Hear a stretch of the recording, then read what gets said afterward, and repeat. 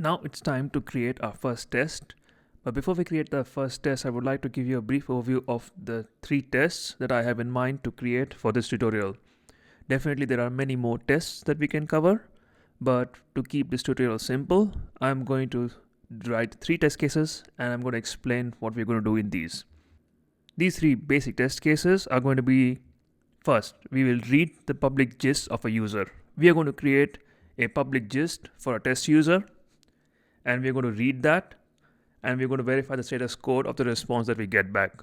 This is going to be the most simple test. It's not going to really check for a lot from a rest assured side, but it's going to create the first test. In the next test, we're going to create a public gist, and we're going to verify the created gist. And the final test, we're going to delete a public gist. For this, we have to, of course, first create a public gist. Then we're going to extract the ID of that gist. And with that ID, we're going to delete this gist. Now that we've covered what test cases we're going to create, let's go ahead and create that first test case. Now, in order to be able to write our first test, we need to have a public gist which we're going to list.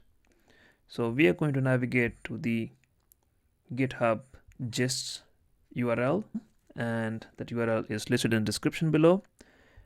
Now, since we don't have any gists, this is the screen that we will end up at. If you have created a new account, this is exactly where you will be. So let's create a new test gist. Now in the description, it's this is a test gist for the rest assured tutorial. We give it a file name, test file, and then in the content, this is a test gist. Now we can go ahead and add more files to it, but we don't need to do that at this stage. We will create a public gist, not a secret one. Now this is the first gist that we have, and we are going to use this in our tests. So from here, we're going to navigate to our test file. Now here we come, and we're going to create the first test. We go to test, go to Java, we go right click, and we say new package. We give it a name org.test. Under this package, we are going to create a new Java class, and we can call it first test.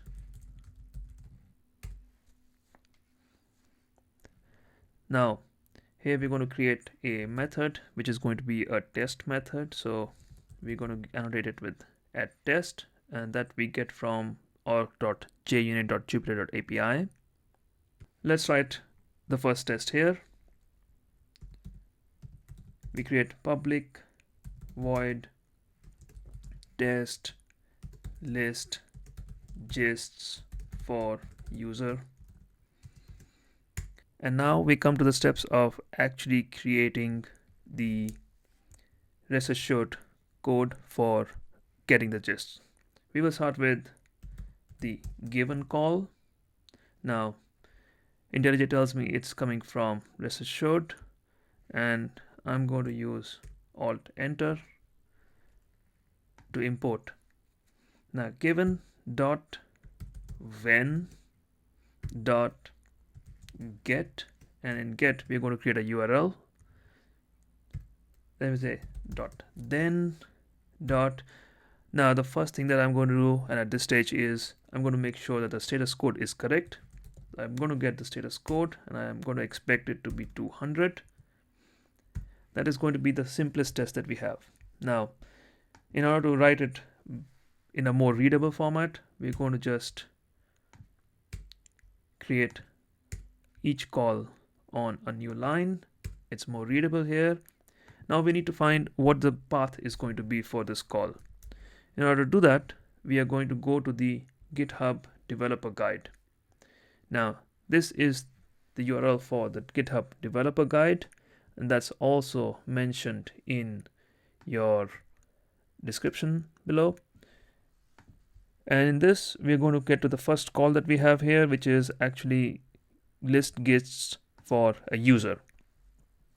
The call is going to be this, and since this is a relative URL, we have to find out what the URL before that is. For that, we are going to go to the overview of this whole API, and in the API you will see where the calls are going to be. The calls are always going to be to this URL. This is the URL for the API.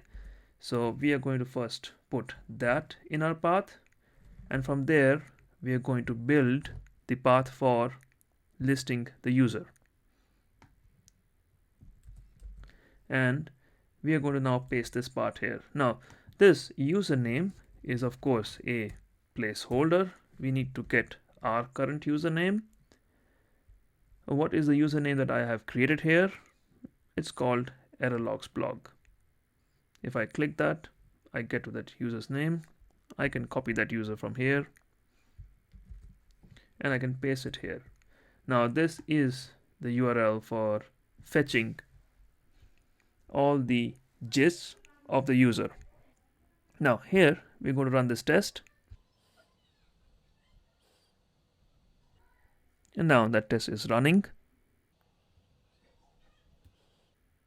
and the test actually passed. We did get a 200 response back, but we do have a running test, but we do not know exactly what happened in the process. What did we send? What did we receive? And in the next step, we are going to improve this test in a way that it actually tells us what messages are being transferred between the API and our test, so that we can be sure that this is the information that we're getting. So that refactoring we're going to perform in the next step.